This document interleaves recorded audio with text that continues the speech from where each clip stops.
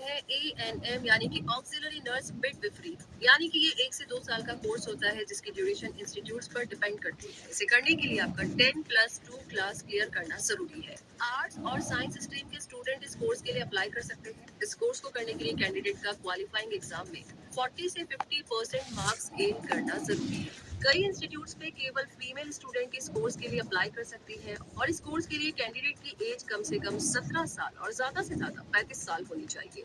आगे बात करते हैं दूसरे कोर्स की जो है GNM यानी कि diploma in general nursing and midwifery. ये एक डिप्लोमा कोर्स है जो 3.5 साल का होता है जिसमें 6 महीने की ट्रेनिंग भी शामिल होती है।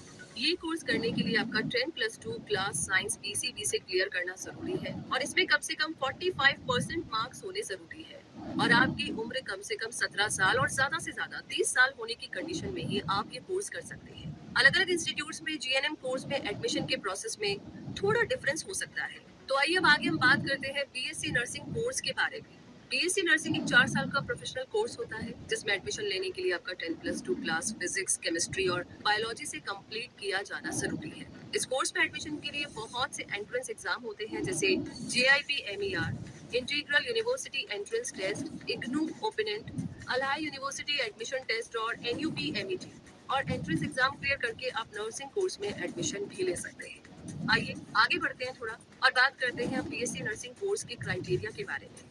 BSc नर्सिंग कोर्स में आपको 2 ऑप्शंस मिलते हैं, BSc बेसिक और BSc पोस्ट बेसिक। इन दोनों ऑप्शंस का क्राइटेरिया अलग अलग होता है जो कि कुछ इस तरीके से होता है। BSc बेसिक कोर्स की बात करें तो यहाँ पर एडमिशन के लिए कैंडिडेट के तौर पर आपका 10+2 एग्जाम फिजिक्स, केमिस्ट्री और बायोलॉजी से क्लियर होना चाहिए। इसके साथ साथ ही आपका मेडिकली फिट होना भी जरूरी है।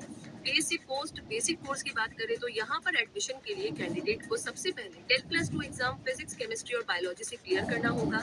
इसके बाद कैंडिडेट को GNM यानी कि जनरल नर्सिंग मिडविफरी में सर्टिफिकेट लेना होगा और खुद का नाम RNRM यानी कि रजिस्टर्ड नर्स, रजिस्टर्ड मिडवाइफ में रजिस्टर्ड भी करवाना होगा। इसके साथ साथ कैंडिडेट को इंडियन नर्सिंग काउंसिल से ट्रेनिंग का प्रूफ भी सबमिट कराना जरूरी होता है जो कि इनमें से कोई भी दे सकता है। Leprosy nursing, cancer nursing, TB nursing, neurological and neurosurgical nursing, OP यानी कि operation theatre techniques, ophthalmic nursing, community health nursing.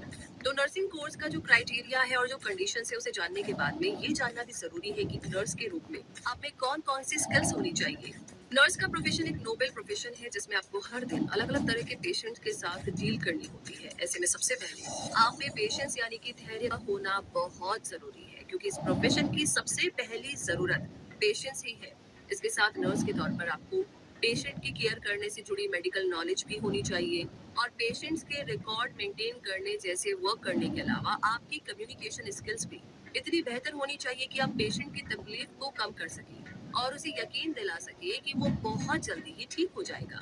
BSc nursing course के दौरान केवल मेडिकल टर्म्स एंड ट्रीटमेंट ही नहीं सिखाया जाता है बल्कि पेशेंट की कंप्लीट केयर को ध्यान में रखते हुए ऐसे सभी सब्जेक्ट्स पढ़ाए जाते हैं जो एक इसको पूरी तरीके से ठीक करने के लिए जरूरी होते हैं।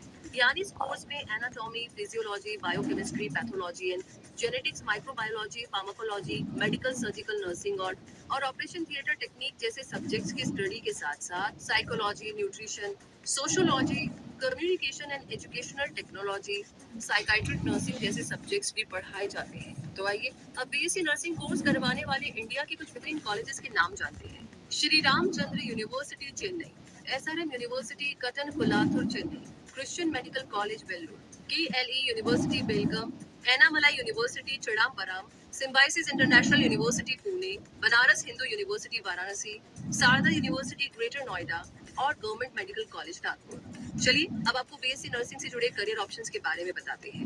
BSc नर्सिंग करने के बाद आपके पास बहुत से करियर ऑप्शन खुल जाएंगे और आप हॉस्पिटल्स और नर्सिंग होम्स के अलावा defence services, industrial houses, railways और फैक्ट्रीज जैसी मेजर इंडस्ट्री में अप्लाई कर सकते हैं और इनमें से कोई भी ऑप्शन चूज कर सकते हैं। Nurse, nursing assistant, junior psychiatric nurse, ward nurse and infection control nurse, home care nurses, nursing assistant supervisor, nursing educator, nurse manager, care provider, researcher और काउंसलर।